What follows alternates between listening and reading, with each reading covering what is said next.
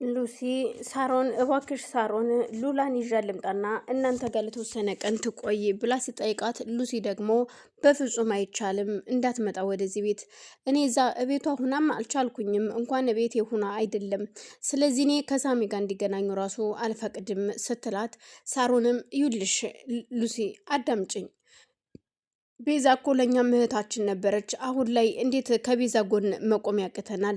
እናም ከቤዛ ጎን መቆም አለብን። እባክሽን ተረጋጊና አስቢበት ስትላት አውቃለሁኝ ከቤዛ ጎን መቆም ነበረብኝ፣ ግን ደግሞ ለምን እንዴትስ ልቆም እችላለሁ? ምክንያቱም የኔም ህይወት አሁን አደጋ ላይ ነው ያለው። ይውልሽ እዛ አያቴ በሰው ተከባ ነው ያለችው። አያቴ አደጋ ላይ ነው ያለችው። አያቴን አደጋ ላይ ጥዬ የመጣሁት ለሳሚ ብዬ ነው ትላታለች። እና ሳሚ እኮ ያንቺ እንጂ ማንም አይደለም፣ ማንም አይወስድብሽም። እባክሽን እንደዚህ አትሁኝ ሉሲ ተረጋጊ ስትላት በፍጹም የልዑላን ቤቷ መሄድ በፍጹም አልፈለገችውም። ሳሚም ግራ ተጋብቷል። ሉሲን ማጣት ደግሞ አልፈልግም። አሁን ደግሞ ይህ አሸብር የሚባል ሰው እኔ ምን አይነት ሰው እንደሆነ አላውቅም። እሱም እያሸበራት ነው። እኔ እኮ ግራ ገባኝ። መቶ እንዶ ከች ፈልቅቆ ሊወስዳት ነው ወይስ ምን እንደሆነ አልገባኝም። እሷን በጣም ፈርታለች። ወደ አዲስ አበባ መሆኔ ካወቀ ይመጣል እርግጠኛ ነኝ እያለች እያወራች ነው። እኔ ግራ አጋባችኝ። እኔ እንደውም እነ ቤዛ ጋር መጥቼ ልቀመጥ ነበር የፈለኩት፣ ግን እንኳን እነ ቤዛ ጋር መጥቼ ልቀመጥ ከሶራፌል ጋር ይቅርና ሉላ እንኳን እኛ ቤት ትምጣ ስላት በፍጹም አይቻልም፣ እነዚህ እህትማማቾች ምን እንዳስነኩ አላቅም እያለች ግራ እያጋባችኝ ነው።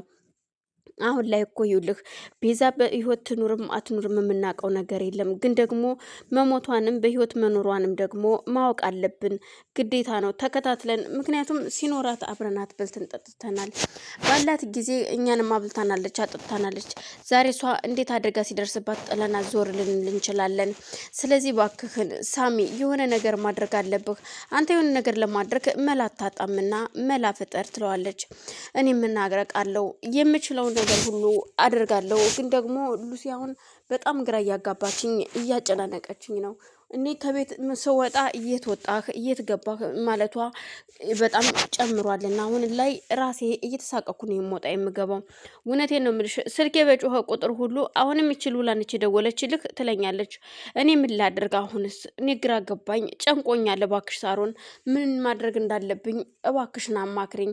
አሁን ማንጋ መዞር ማንጋ መውራትና መነጋገር እንዳለብኝ ራሱ አላቅም ትለዋለች ይላታል። እሷም ግራ ተጋብታ እኔም ራሱ አላቅም ሳሚ፣ የእውነቴን ነው የምልህ። እንደውም እነዛ ቤት ተመልሼ ባልሄድኩኝ እውነቴን ነው። እኔ ቤዛ መስላኝ ነበር እዛ ቤት መመለስ የፈለኩት፣ ግን ደግሞ አሁን ላይ ቤዛ የት እንዳለች ራሷ አታቅም። ይብን ሉላ እንኳን አሁን ላይ ደንግጣለች።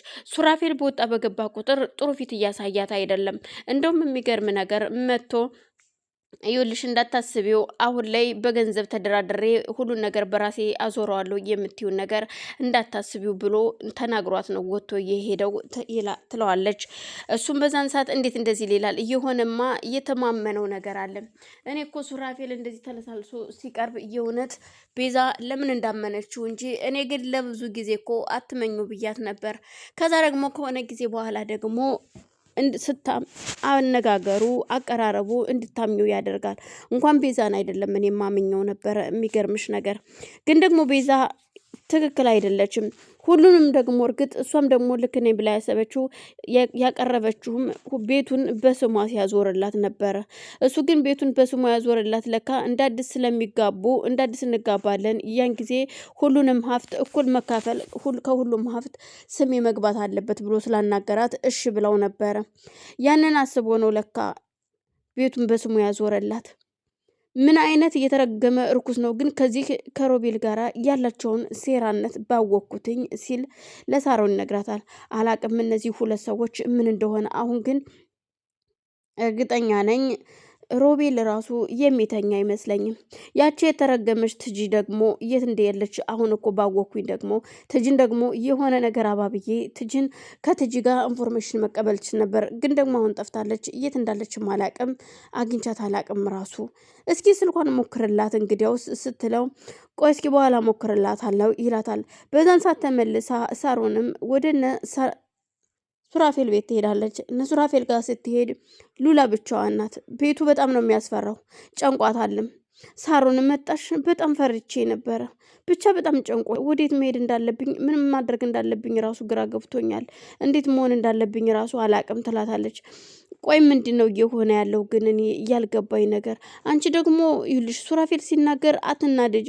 ምን ላድርግ ዘለሽ ነቂው ይለኛል ስትል እኔ ራስሽን ኮንትሮል ማድረግ አለብሽ። ራስሽን አረጋጊ።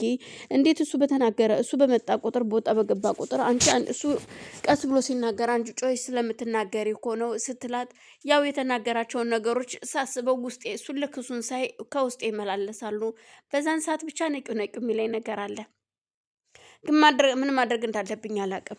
እኔ አሁንስ ሁሉም ነገር ቀርቶብኝ እኔ ከዚህ ቤት በሰላም በወጣው ትላታለች።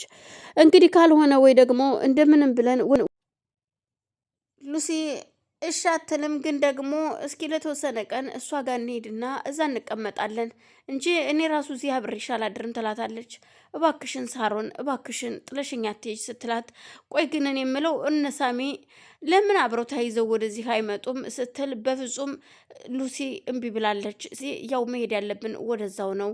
እናም ራስሽን አረጋጊ። አሁን እግዚአብሔር ከፈቀደ እንደምንም ብለን ቤዛ ያለችበትን ማጣራት አለብን። ግን ደግሞ እንደዚህ ተርበትብተን ሳይሆን በተረጋጋ መንፈስ ነው ትላታለች። ሱራፌል ከወንድሙ ጋር ተገናኝቷል።